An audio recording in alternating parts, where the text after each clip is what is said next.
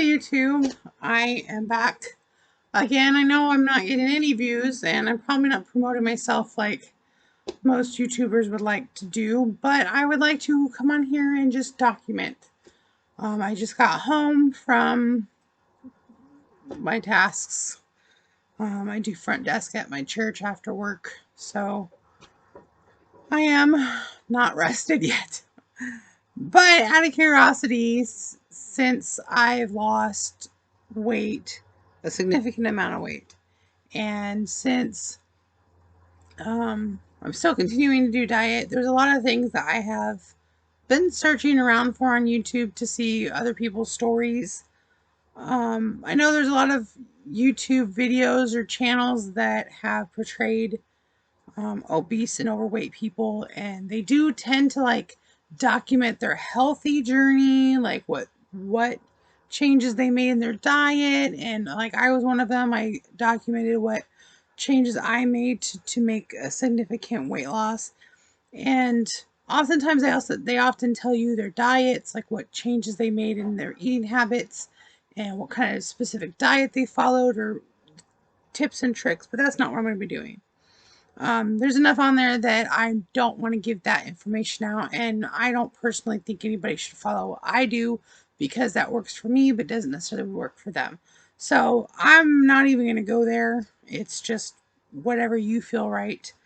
But I did try to look up binges, and not necessarily like mukbangers, because that in alone is a binge, but mukbanging has a specific purpose and definitely gets views based on the popularity of the foods. And it's an ASMR thing, so I enjoyed it for a time. But I didn't quite get people telling me what exactly they were eating to make them their weight, like what their typical day consisted of as far as foods. Because obviously it was foods that made us fat. And I know the body positivity is probably cringing by that statement, but it is 100% what I ate that made me my size. So I'm just gonna walk through for you what it was for me. And before I get into that, I would just like to say that there's a lot of information out there. And if I did see a few people in it, and quite honestly, some popular YouTubers that like to have a weight loss journey, but end up getting a lot of flack for their failed attempts, so to say. I think that the reason why there's not a lot of documentation as far as what we binge on and what our diet actually does consist of is because most of the time we're eating on an impulse and impulse and cravings, and it's not like in my mind to turn on my camera and broadcast to the world that I'm eating 4 maple bars in less than an hour, or that I just went through 2 things of ice cream, or that I pretty much went through 2 boxes of Little Debbie's. When those instances happen, I don't necessarily have that let's pull out my camera and show people. Because if I could stop and do that, then I can definitely stop and be like, okay, I don't need to eat this if I'm going to show people. Generally, when I make horrible decisions with my diet, it's not something I'm going to stop and reflect on with other people. So I get why that wasn't properly documented. Even though a lot of people have tried, I feel like it's just a show if you're going to put it on the internet. So I don't necessarily document this stuff. And oftentimes it is an impulse buy. So by impulse, it's not planned, and therefore I'm not going to turn on a camera and plan for that broadcast. So I often understand why that isn't documented, but I did look up what I typically ate before I changed my diet. And I mean, I looked it up like as far as nutrition and calories are concerned, because I'm on a typical diet of maybe 1,600 calories to maybe 2,000, depending on my activity level. And that's pretty healthy for my size. And I'm still in my deficit because of generally I burn 2,500 to 3,200 calories, depending on my intensity of exercise. So I did look up before I changed my diet, what foods I enjoyed and how many servings I ate at once and what the calories consisted of per meal and snacks. And then I did a non-binge day and I did a binge day because oftentimes I might not have had meals on my binge days, but I more than made up for it on the binges. So probably should pause this. I'm not really good at making YouTube videos. So it's already been almost 6 minutes. But on a non-binge day, just a regular day, breakfast. I'm gonna have to say it wasn't necessarily unhealthy, but I'm gonna list the foods that were on a very unhealthy day. Not necessarily cravings or impulses, so to say, but let's just say these were things that were quick and easy and I enjoyed a lot. So pancakes were one, and I hear that a lot with overweight and obese people because it's easy. You can make a lot of it. It's cheap to buy, and it definitely satisfies that sweet tooth. And I'm gonna have to say, based on what I have on it, that these are the. You may think, Kristen, you got this out of you got the number out of nowhere. No, no, I literally looked up what I put on it and how much I used of it. Well, on pancakes, I didn't just look up the pancake mix, and based on the fact that I don't do just a serving, and I probably do more than one serving, probably two, 2.5, I was generous and put 3 servings. I might not have always had that much, but this is the maximum that I might have had. But on pancakes, I generally have my cat's trying to bolt through my door right now. She missed me all day.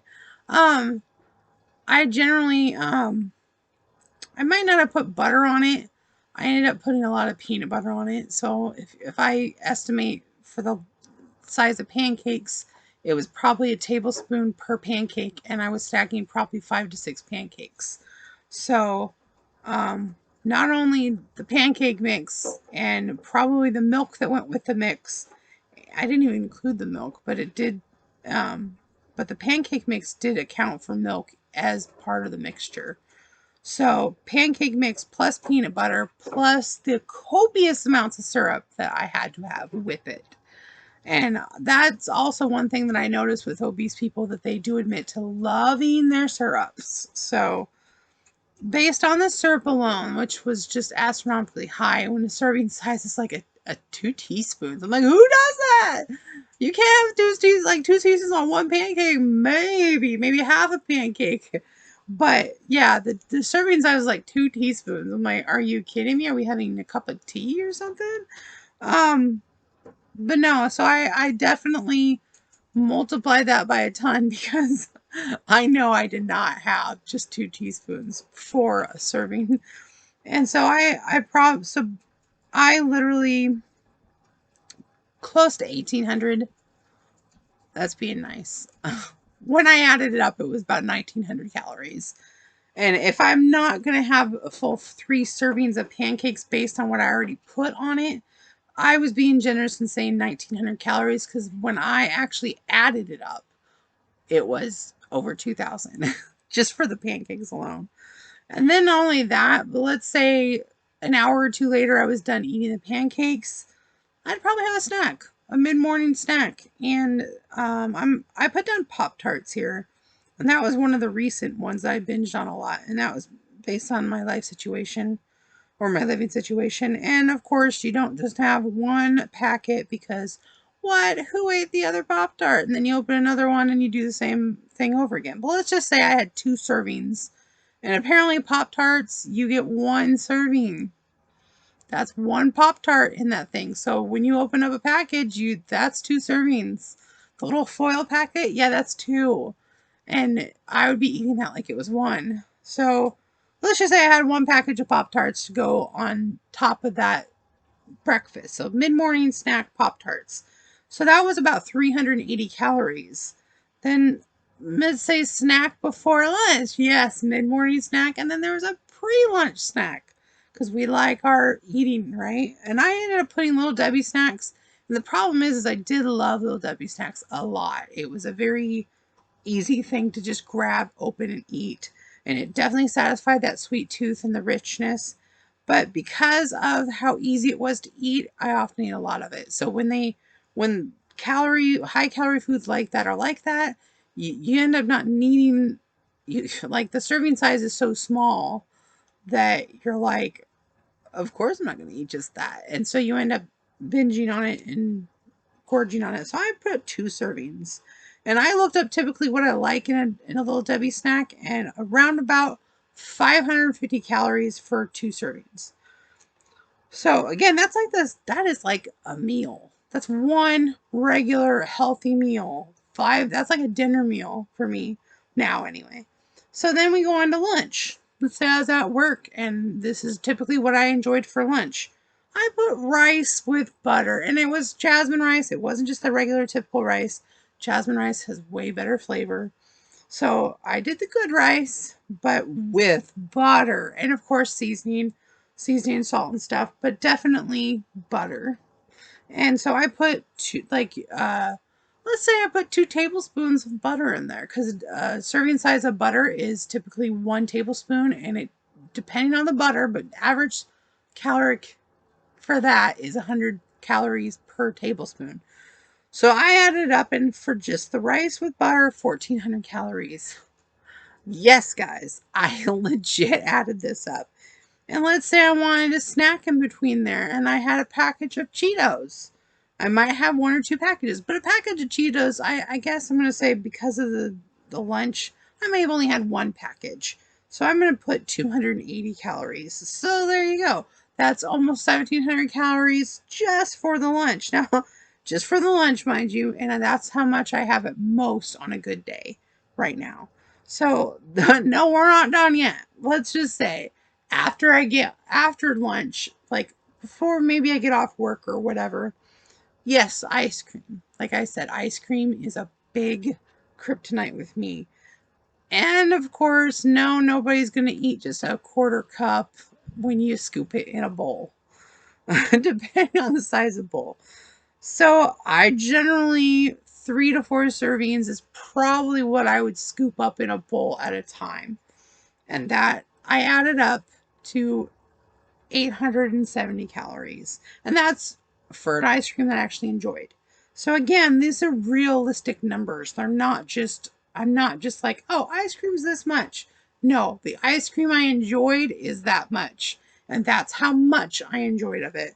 So then dinner, this is a non-binge day, mind you. Dinner on a typical, I tend to make dinner because I always remember that in growing up. Dinner is like a meal, a typical meal.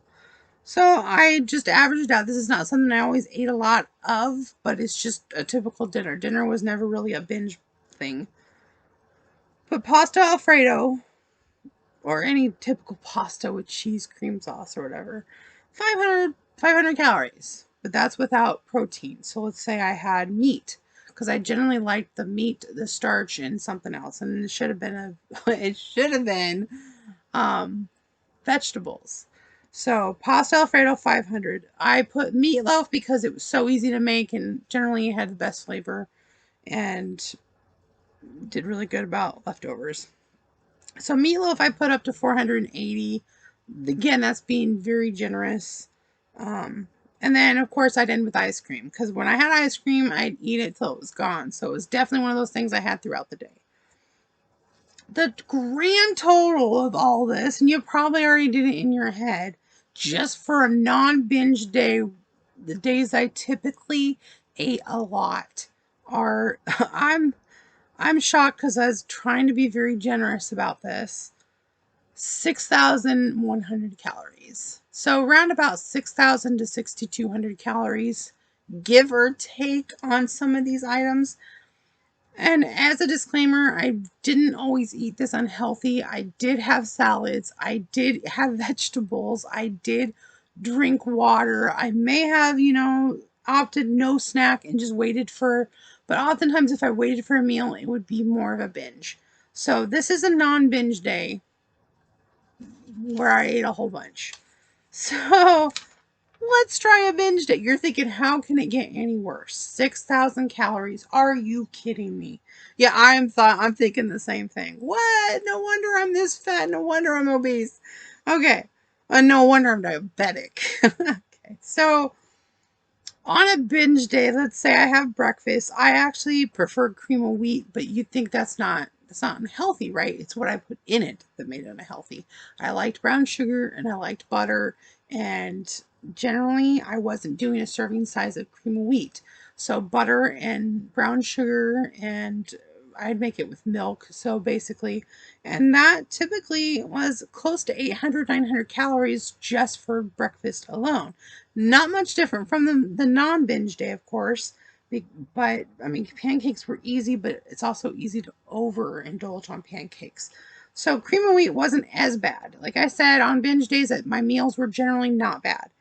But snacks, like after I ate breakfast, I'd have like, I'm gonna have to say I love pastries, so I used large muffins, like the typical like Costco kind of muffins, and I probably wouldn't eat just one. I'd probably have one and then, oh, this is good. I want another one. And so I would go for a second helping. And so I'd have two of these muffins. And generally, these muffins are like 550 calories each. I also looked that up. So 1,100 calories just for the muffins. This is a snack, mind you. And this is a binge day. So let's say, okay, I have the muffins. Now I want some candy. Like, oh, let's keep this sugar thing going. Twizzlers. Those were also one of the things I like to, also the ones that actually made the jaw hurt a lot. Twizzlers. I had probably up to 4 servings because they had like 3 strips or 3 or 4 strips as a serving. And of course, that's not a handful, so obviously that's not my serving.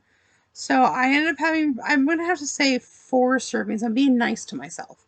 4 servings of Twizzlers, and that was 500 calories. So then again, the snack alone, definitely a lot more than the breakfast, 1,600 calories. Lunch. Pizza wasn't necessarily a thing I sought out. I had cravings for it, let's just say, but it wasn't something that was constant. But then one of the items that was a big factor in what I ate. And 3 to 4 slices is typically my cutoff. That's when I start feeling the heartburn, the bloatedness, the grossness of all the oily stuff. But 3 to 4 pieces. And so typically, depending on maybe if it was going out to eat or cooking it here at home, 990 calories. Again, I'm being generous because it could be a lot more. Um, I wanted candy, so I said a Snickers bar on here, but generally speaking, I'd buy like the individual wrapped stuff. So I'd probably have more than just a regular size bar. I'd probably have a little more over that just to get that binge in there. And then I also put Little Debbie's because that was also a big, easy thing to do, cheap. And I put up to 4 servings because Little Debbie's was easy to eat. So for pizza, 990, Snickers, 250 calories. And that was being really nice considering how much I probably did eat off Snickers. And Little Debbie's because you can't have just one. And that was 1,080 calories. Then later on, before dinner, yes, before dinner, late afternoon, probably I would have that. Ooh, I want some ice cream. So there's ice cream. I put up to 2, 3 servings because guess what? That bowl is going to fit a lot more than a 1 3/4 cup. So yes, 1,700 calories for that. Then dinner and evening time was generally when I binged. So Panda Express, just typically a fast food kind of option for dinner. I didn't really like fast food, but yeah, that's pretty much fast food. Panda Express, the foods that I liked. Being generous again, this could be over 1,000 calories, depending on what I got there. But Panda Express was 950 calories for that meal. Ice cream, 600, because I might not have had 2 to 3 servings. I might have just had like half a bowl. Then I wanted Twizzlers. Let's just say finish off that bag of Twizzlers, mind you. 240 calories, because again, I might not have had 4 servings. But here we go. Cheetos. Cheetos is just a snack. Um, Again, that could be Cheetos wasn't necessarily my go-to. I like Cheez-Its more, but I think they're about the same as far as caloric intake, and that's 400 calories. So, grand total for a binge day, and this is usually on days I don't work, um, 8,700 calories. How much over 2,000 did that go? Okay, so looking at this, this is just on a typical bad day because again, some of these meals probably did include like a low calorie soup, or I didn't even include soups. um, it might have included healthy things like oatmeal or fruit or salad. But on a bad day, these are the foods I ate typically during these meal times. And sadly to say, I I was trying to be generous with myself when I wrote this stuff down because I literally had to map out, okay, what did I really eat? What foods did I buy? Because I had to go on, I went on to like fredmeyer.com to look at this stuff, and then also my Fitbit app to see generally how much stuff was. So, when I added this up, I think I added the non-binge day first. And I was like, are you sure that wasn't a binge day, Kristen? But all this, I feel like I'm being super overestimating this, but I'm not. Sadly, I'm not. Like, I did eat that much little Debbie snacks. And yeah, I did take package of Pop-Tart after Pop-Tart. And yes, pancakes and cream of wheat. I didn't even put down, you know what I didn't put down on here that was very average? Bowls of cereal. Now I do see that on online with some of these bingers or overweight people or the weight loss journeys, is that they did admit to eating a lot of cereals. And although I don't mind having breakfast for dinner and breakfast pretty much any time because there's no wrong time to have breakfast, um, what oftentimes they don't admit that I'm willing to admit is that it wasn't just one bowl. And it wasn't just a small bowl. And often, dude, I'm gonna be totally freaking honest. It wasn't a bowl, it was a mixing bowl, and the smallest mixing bowl. And I had a perfect bowl for that. And oddly enough, there were sometimes I just mixed 2 different cereals in there because there was a little bit of one and I wanted to open another one, put it all in there, and I'd eat that. And then, you know what? No, I want some more because there's another show coming on. And what do you know? I went and opened pretty much like if it was cereal, it was almost about the same level of binging as ice cream. And by then, it's about the same nutrition as ice cream. So, although I don't think that a bowl of cereal is sustainable enough in adulthood. As a kid, yes. But in adulthood, unless it's like high fiber, very super duper healthy, and paired with something else like a whole wheat toast or yogurt or something like that, yeah, it's not sustainable. There's no way. I do remember coming home from school and rushing straight for, and I'm not the only one. My siblings did it. So yes, guys, I was consuming 6,000 to almost 9,000 calories a day. And I'm probably going to say typically, again, I'm being generous because I'm guesstimating here. These were probably about 4 or 5 days in a week out of a 7-day week. Because I generally either sometimes I didn't eat, or I would sometimes skip a meal, or maybe I wouldn't even have breakfast. I know that's really bad. So let's just say that's realistic. And I know I don't think it's realistic for me and practical for me to whip out my phone every time I actually do have a binge. And besides the fact I try not to do that stuff anymore, so my typical diet is nowhere close to this. I mean, I don't know if you'd be interested, but I'm gonna have to say yesterday about 1,700 calories. Um, but I did burn 3,200 calories, so I was way under. I do that and I like it and it works for me. Okay, so don't come at me. Um, but wow. Okay, you guys, that's a little eye opening here because I I'm gonna have to say you'd think that I'm being silly about this, and I'm not. If I look at the foods that I listed on here and it legit is realistic for me, what I used to have, and yeah, I it got out of hand. I think what we don't often realize in this binge eating over, morbidly obese kind of world is, especially when you lose weight, you don't realize that, okay, you could take out the Little Debbie's and the Cheetos and the ice cream and maybe the pasta, but then you're still left with very high calorie options because the cream of wheat still has butter and sugar in it. The pancakes still have copious amounts of syrup, and the peanut butter, although might have been a little bit nutritious, still a very high calorie food. It still was high in fat and high in cholesterol and still had sugar in it. Rice, high carb with butter, high fat.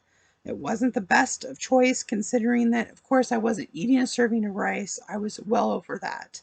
Um, the dinner typically would have been okay if it was paired with a very good vegetable like steamed veggies or something like that. Not saying I didn't go for, let's just say I might not have gone for uh, I'm not too good to go for a TV dinner.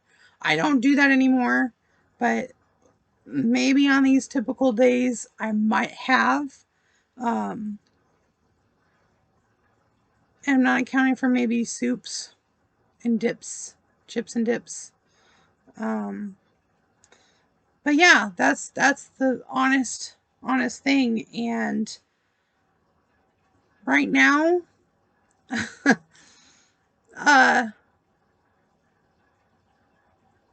I sometimes make a meat and cheese sandwich for breakfast. And because I work a night shift, that is my breakfast at like 7:30ish in the morning because then my clients' breakfast is 8 a.m. So I have to get that sustenance in before I actually start the actual hard physical work. And like that's that's not bad. Cause I when I started out with meat and cheese sandwiches, it was close to 600 calories a sandwich, um, which seems okay for an average person, but for somebody who became diabetic, I had to cut the calories as well. And there's a lot of carbs and sugar in the bread. So I did get it down to like 230 calories. So I have to pair that sandwich with something as well. Oftentimes it was like one of those kind almond protein bars or just a low sugar protein bar. Um, that's a typical breakfast. I sometimes supplement with like a protein shake that's like 180 calories. Because again, 180 calories is not sustainable as far as meal. A meal. I know this. A typical meal should be 300 to 500 calories at most. And on typical, maybe 600 as well is not bad. Because we're talking about a 2,000 calorie average diet. So that's not bad. I just totally took off my shoes, so I kind of lost a few inches here. Uh, okay, here we go. There. Okay. So that's typically not bad.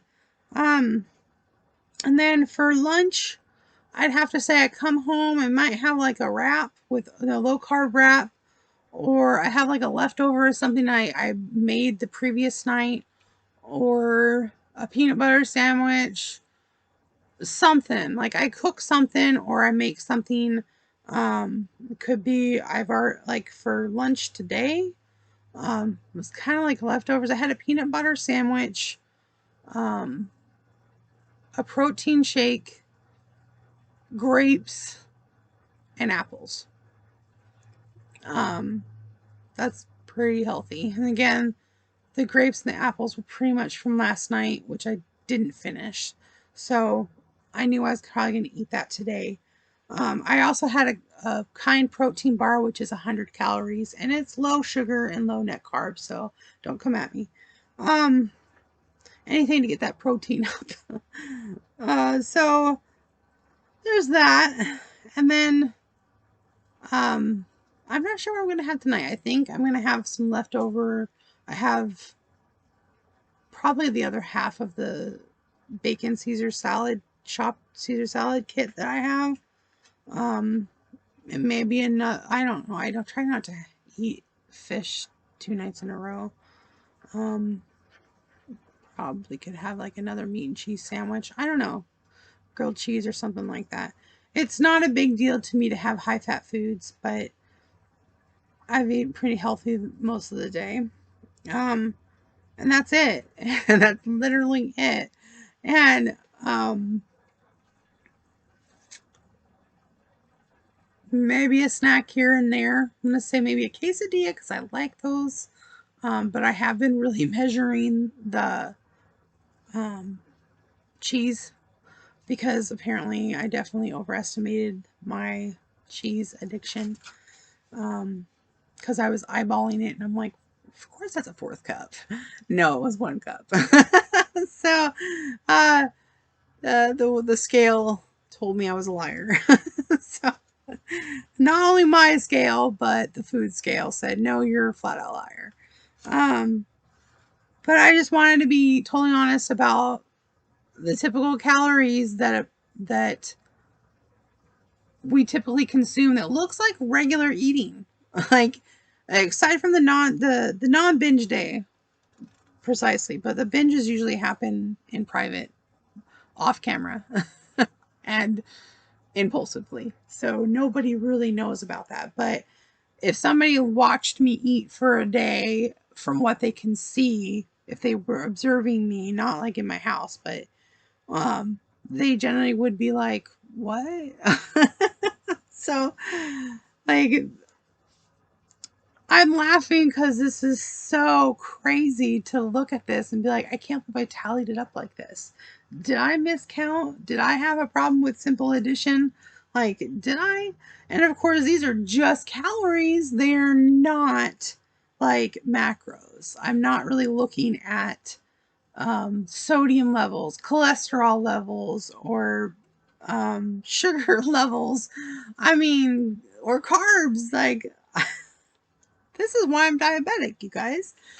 So no wonder when I changed my diet once I became diabetic, I went from an average of 6,000 calories, an average of up to 6,000 calories, because these are on bad days, to probably close to 1,200 at first.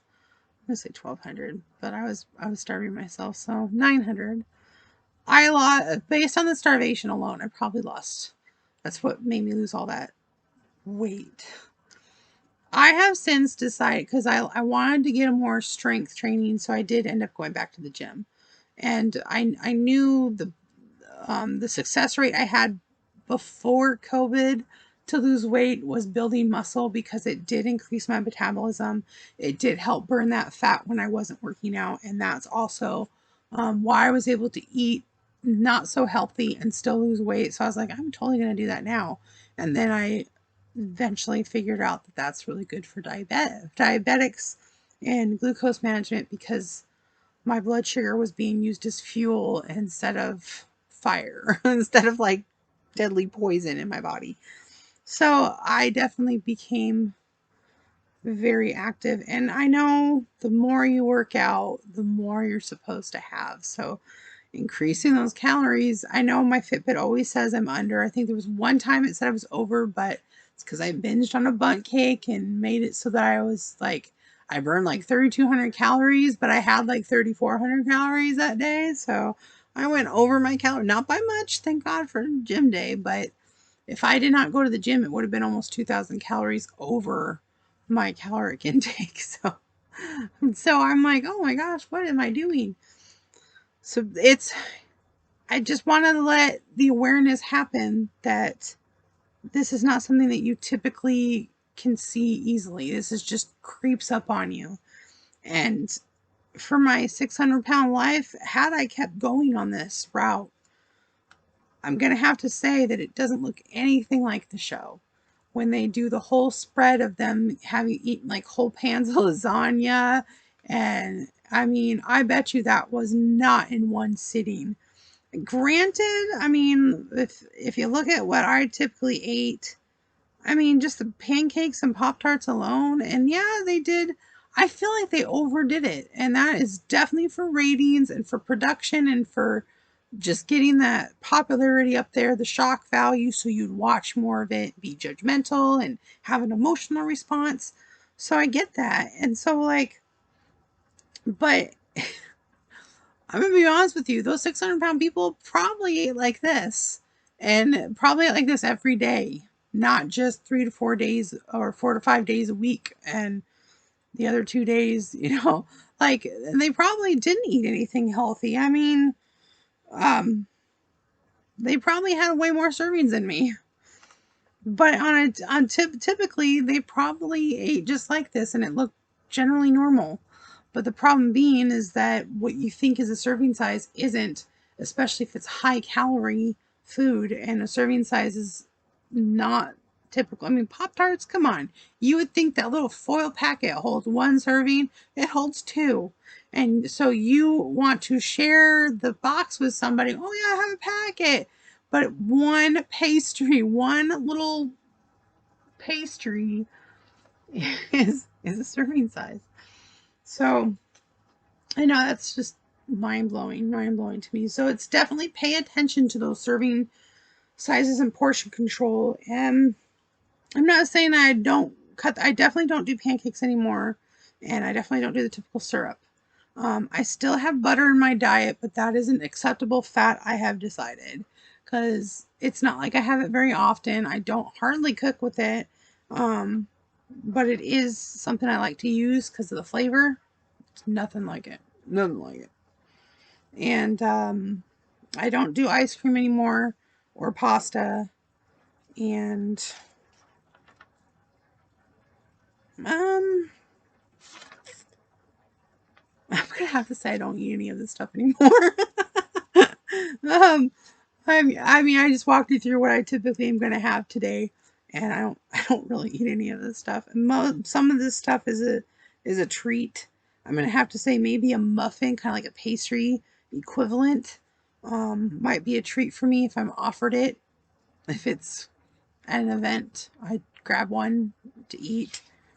Um, I still have cravings for Panda Express, mind you, because I haven't had it in a while, but I've been putting that off because it is considered a fast food place, even though you don't consider it like burgers or fries.